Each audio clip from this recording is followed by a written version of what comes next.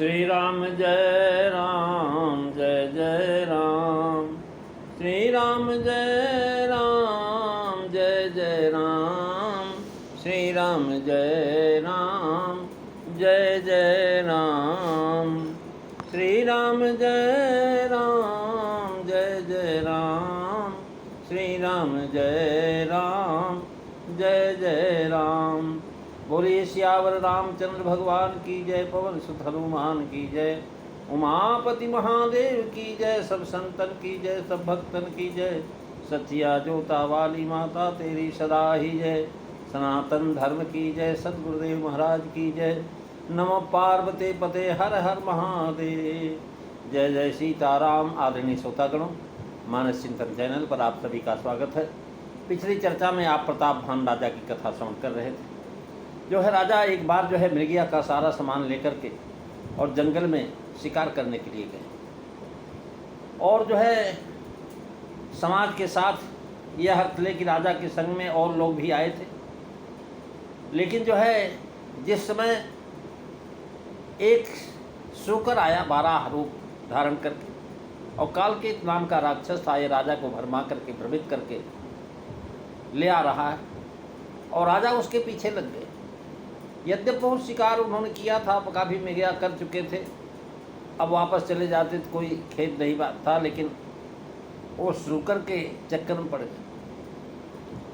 शुकर लोभ का प्रतीक है। लोभ के पीछे आदमी पता नहीं क्या कर लेता है। लोभ पास जहि गर न बधाया, सो नर तुम समान रघुराया। सुग्रीव ने भगवान राम से कहा, हे प्रभु, लोभ का ऐसा फंदा है जिसके गले में नहीं पड़ा वो तो केवल आप ही है, और बाकी संसार का कोई भी ऐसा व्यक्ति नहीं है जो लोभ के बंधन में ना आया। ऐसे ही राजा जो महाराज उस सुअर को प्राप्त करने के लिए चला जंगल में, बहुत दूर घने जंगल में ले जाकर के पहुंचा, और ऐसी जगह जहाँ न हाथी जा सकते थे, न घोड़े जा सकते थे, रथ का तो कोई प्रश्न ही नहीं उठता। महाराज हाथी, घोड़े, रथ और सारी सेना राजा के पीछे रह गई। अब राजा केवल अकेला है, उसके साथ कोई नहीं। कह रहे महाराज बहुत दूर चले गए। अति अकेल, अकेल का मतलब तो आप जानते ही हैं कि अकेला हो तब भी उसको भगवान का स्मरण रहता, तो भगवान साथ में है आपके, कोई दिक्कत नहीं। लेकिन अति अकेल का मतलब भगवान को भी भूल जाए तो उसको अति अकेला कहते हैं। महाराज वो शिकार का पीछा नहीं छोड़ता। राजा को बड़ा धीर देख करके महाराज सुअर भगा, वहाँ भाग करके एक पर्वत की बड़ी भारी गुफा में जाके बैठ गया। अब जो है राजा उस गुफा के अंदर अपना गम गुजर देख नहीं सका, बहुत पछताता हुआ लौटने लगा, तो महाराज उसको रास्ता ही भूल गए। गंभीर मन कह गए दूरी घन गहन बराहो, और जह नाहीन गज बाजी निबाहो। अति अकेल बन विपुल कलेसु, तदपि न मेघ मग तजई नरेसु। मंगल भवन अमंगल हारी, द्रवऊ सुदशरथो अजीर बिहारी। श्री राम जय राम जय जय राम। श्री राम जय राम जय जय राम। महाराज निश्चय जो सुअर बना हुआ था वो कालकेत नाम का निश्चय था। वो जानता है भान प्रताप बड़ा भारी कप जो है बलवान है। इससे दिखाते कि भान प्रताप के भय से वह कपटी मुनि कैसे घोर जंगल में बैठा हुआ था, कितनी दूरी पर रहता था। उस दूरी का प्रमाण आगे लिखते हैं। महाराज 70 योजन दूरी पर था। राजा अपने नगर से 70 योजन यानी 280 कोस दूर चला गया। एक योजन का 4 कोस होता है, तो 280 कोस जो है महाराज दूर अपने राज से चला गया, और गहन गहन विराज। अब जो जोजन 70 नगर तुम्हारा उसने बताया था, विंध्य भवन से 12 यहाँ तक ले आया। विंध्याचल से इतनी दूर राजा का नगर रहा होगा। जह नाहिन बजगाज निबाहु, अर्थात जहाँ पर हाथी घोड़ा निर्वाह था वहाँ तक घोड़े हाथी गए, लेकिन जब कोई नहीं रहा, अनेक मिग मारे और यहाँ तक कि 12 को खेदते खेदते आए हुए, आगे गुजर नहीं। अति अकेल वन विपुल बराहो, भाव है कैसे घनघोर वन में आदमियों के साथ लेकर के प्रवेश करना चाहिए, लेकिन राजा अकेला है, एक भी आदमी संग में नहीं। और महाराज विपुल क्लेशु, बहुत क्लेश यह है कि घोड़ा फंस जाता है, कहीं कांटेदार वृक्षों से देह छिल जाती। फिर भी राजा जो महाराज जिद करता है और शूकर का मार्ग छोड़ता नहीं, पीछे चला रहता। पीछा राजा नहीं छोड़ता, इससे पाया गया कि राजा जो है बाण विद्या में बड़ा निपुण है। बाण से कंटकी वृक्षों को काट काट करके मार्ग बनाता करता गया, नहीं तो सघन वन में महाराज घोड़ा कैसे दौड़ता। कह रहे हैं जहाँ नाहिन गजबाज निबाहु, निश्चय है कि राजा मार्ग बनाते जाते और जिससे घोड़े का निर्वाह होता जाता। महाराज मार्ग आशय है, उसका अर्थ पीछा है। कह रहे हैं कि महाराज वो ऐसा राजा है कि तजय निप तवो मरीसु, और कोल किल बिलो की भूप बड़ धीरा, भागी पैठ गिरी गुहा गभीरा, अगम देख निप अति पछताई, फिरऊ महाबन परऊ भुलाई, मंगल भवन अमंगल हारी, रवऊ सुदशरथ अधीर बिहारी। श्री राम जय राम, जय जय राम, श्री राम जय राम, जय जय राम। हमारे कोल भी लोग भूप, तात्पर्य काल के शूकर को यह विश्वास था कि महावन में प्रवेश करते ही जहाँ घोड़े का निर्वाह नहीं है, राजा हमारा पीछा छोड़ देगा।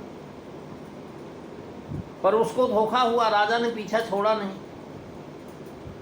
मार्ग बनाता हुआ आगे बढ़ता गया। अब उसने सोचा भाई राजा तो पीछा छोड़ नहीं रहा, अब क्या करूं। महाराज खोह गिरी का पर्वतों की गुफाएं होती, उसमें घुस गया। यहीं राजा को ले आने का प्रयोजन था। यह गंभीर गुफा जहाँ वह कपटी मुनि रहता था, जिसका नाम था एकतन, आगे इसकी चर्चा आएगी। गरी गुफा में बहरकार वो डर करके बैठा, यह समझ कर कि मैंने राजा को पीछा न छोड़ेगा, अवश्य मारेगा, मेरे साथ ले लेगा। यह गुफा अत्यंत अगम है, इसके भीतर नहीं आ सकेगा। अगम देख निप अति पछताई, महाराज अगम जगह देख करके राजा बहुत पश्चाताप किए, यानी प्रवेश न कर सकते थे, ऐसी जगह पहुंच गया। अतएव शिकार हाथ से निकल जाने के कारण और पश्चाताप हुआ। कितनी दूर तक पीछा किया, फिर भी शिकार गायब हो गया। पछताना यह कि सब परिश्रम जो है व्यर्थ हुआ, शिकार भी नहीं मिला और प्राणे के लाले पड़ गए, प्यास और भूख लगी हुई है। फिर वो महाबन परे वो भुलाई, जब लौट पड़े उसी रास्ते तो भूल गए। इससे जननायक महाराज प्यास के कारण, भूख के कारण रास्ता छोड़ करके इधर उधर जलाशय ढूंढने लगे। मार्ग पर कोई जलाशय रहा होता तो मार्ग नहीं छोड़ते, न रास्ता भूलते। मार्ग पर कोई जलाशय नहीं था, इसी से खोजने लगे। राजा ने बुद्धि से जल का अनुमान किया, जहाँ जल पक्षियों को आना जाना देखा तो महाराज देख करके अथवा जल से भीगे हुए कोई जीव दिखाई पड़े तो राजा ने सोचा कि भाई यहाँ जो जीव भागा हुआ आ रहा है और भीगा हुआ है तो जरूर यहाँ जल होगा। भूख प्यास से राजा का घोड़ा और राजा दोनों व्याकुल थे। तुलसीदास जी लिखते हैं कि महाराज साधारण वन होता तो बोलता, ये तो महावन है, अतः भूल गए। खेद खिन्न क्षुद्धित सित, खेद खिन्न क्षुद्धित सित, राजा बाज समय तो खोजत व्याकुल सरित जल, खोजत व्याकुल सरित सर, जल बिन भयो अचेत, मंगल भवनो अमंगल हारी, दबऊ सुदशरथो अजीर बिहारी। श्री राम जय राम, जय जय राम, श्री राम जय राम, जय जय राम। भूख प्यास दोनों लगे हैं राजा के। जल बिन भयो अचेत, भाव की भूख से अचेत नहीं हुआ, प्यास के कारण अचेत हो गया। दिन भर जल पीने का अवकाश ही नहीं मिला, परिश्रम भारी पड़ा। महाराज जब ज़्यादा मेहनत होती प्यास बहुत लगती है। मनुष्य भूख सह भी सकता, पर प्यास बिना जान पर आ जाती है। खोजत सरित सर, भाव यह कि राजा को नदी या तालाब से जल मिल सकता था।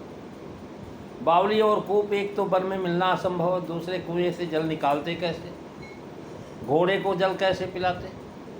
अतएव पापी कूप को खोजना नहीं कहा।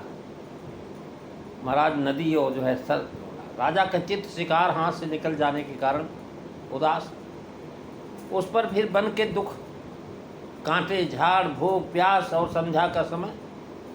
घोड़ा भी महाराज थक के चूर हो गया, शिथिल है। शिकारी जानवरों को भी शिकार निकल जाने से दुख होता है। भूख प्यास दोनों लगी है। घोड़े की व्याकुलता से सवार भी बेकार हो जाता है। प्रेमी सज्जनों, आज इतना ही, अगली चर्चा आप अगले दिन श्रवण करेंगे। बोलिए सियावर रामचंद्र भगवान की जय। श्री राम जय राम, जय जय राम, श्री राम जय राम, जय जय राम, श्री राम जय राम, जय जय राम। बोलिए सियावर रामचंद्र भगवान की जय। जय सीताराम। सभी को